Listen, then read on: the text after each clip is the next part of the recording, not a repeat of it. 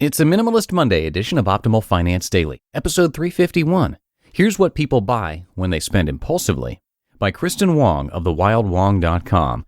And I am Dan, your host here on the show. I'm here each Monday through Friday, reading to you from some of the best personal finance blogs on the planet. And if you have any topic requests for us, anything you'd like to hear me cover here on the show, please share it over at oldpodcast.com.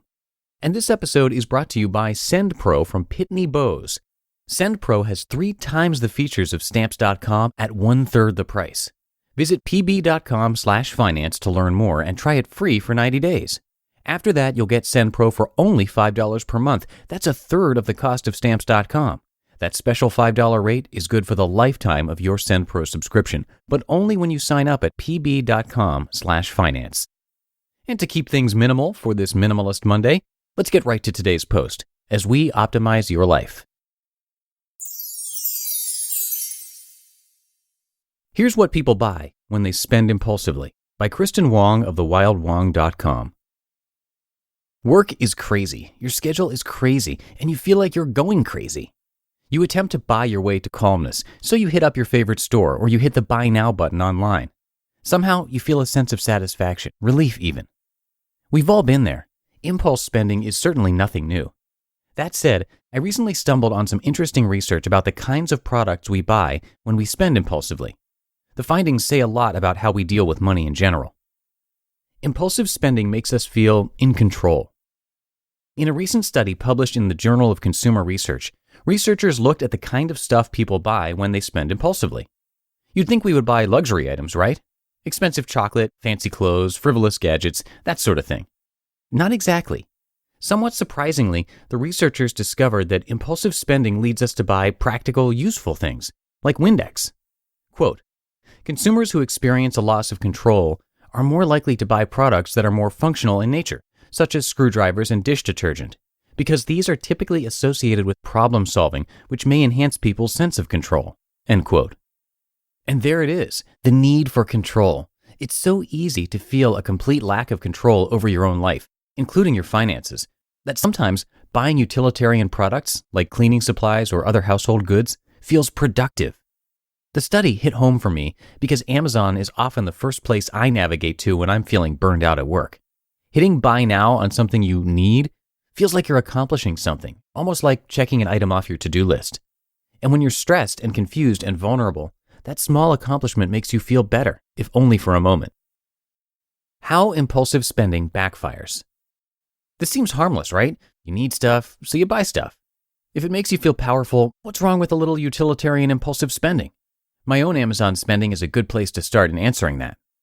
This past January, I realized just how out of hand my impulsive spending had become, so I vowed to get a handle on it. But I spent $695 on Amazon in 2016, particularly in September, when I happened to be working 50-plus hour weeks.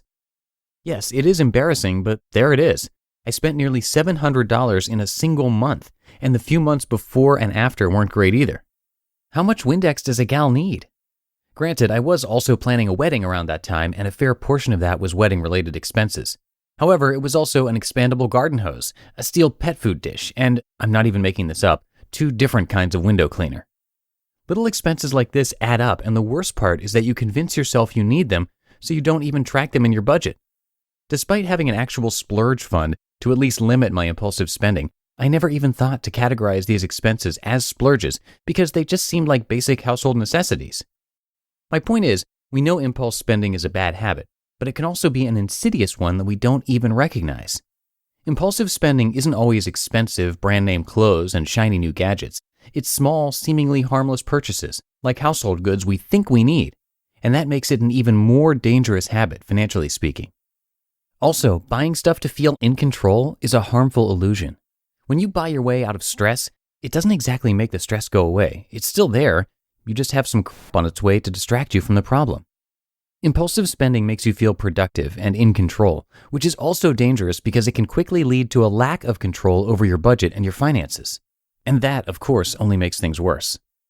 By the time I realized how ridiculous my Amazon spending had become, I had already spent hundreds on non-essentials that I convinced myself were essential.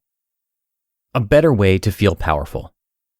There's nothing wrong with the desire to feel in control, but buying Windex is a really bizarre way to go about it. A better solution? Focus on making meaningful choices. Making decisions about things, even small decisions, will go a long way toward making you feel more powerful, especially when those choices are tied to something more meaningful than the junk on Amazon.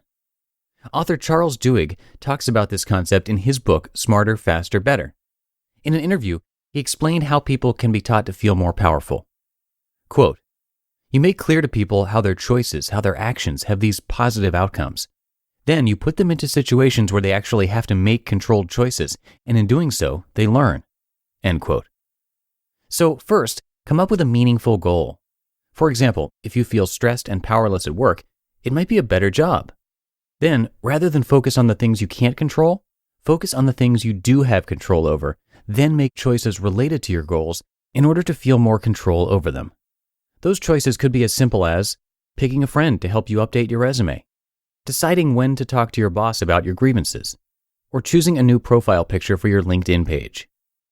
Unlike impulsive spending, these choices don't just provide a short-term illusion of control. Because they're related to your goal, they actually do put you in control, as you're making progress towards something meaningful. Don't get me wrong, there's nothing wrong with the occasional splurge, but don't trick yourself into thinking spending is an accomplishment. You just listened to the post titled, "Here's What People Buy When They Spend Impulsively" by Kristin Wong of thewildwong.com. And this episode was brought to you by SendPro from Pitney Bowes. SendPro has 3 times the features of Stamps.com at 1/3 the price. They've negotiated special rates for SendPro users, and savings start at 3 cents per stamp. But not only that, you can actually print the stamps straight from your computer, saving even more money and time. You don't even need any special equipment to do it. You gotta try it out. You can get an incredible deal only through pb.com/finance. That deal is, you'll get SendPro free for 90 days. You'll get a free 10-pound scale. And when your free trial is over, you'll get SendPro for only $5 a month. And that rate is good for the life of your SendPro subscription.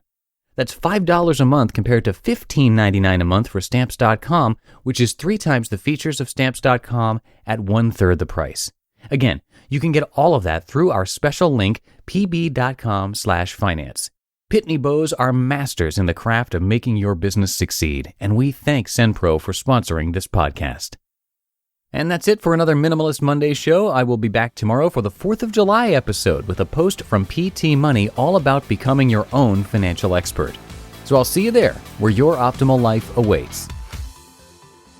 Hello, Life Optimizer. This is Justin Malik, creator and producer of this podcast, but also Optimal Living Daily, the show where I read to you from even more blogs covering finance, productivity, minimalism, personal development, and more from incredible bloggers like Derek Sivers, Zen Habits, Mark and Angel, The Minimalists, and all the ones you hear on this show too. So if you enjoyed today's episode and like taking amazing blogs on the go, come on over to Optimal Living Daily and subscribe to that one too. And together, we'll start optimizing your life. You've been listening to Optimal Finance Daily. Be sure to hit the subscribe button to stay up to date on each new episode, and head to oldpodcast.com, that's OLDpodcast.com, for a free gift as well as more actionable tips and resources to help you maximize your potential. Thanks for joining us, and remember, your optimal life awaits.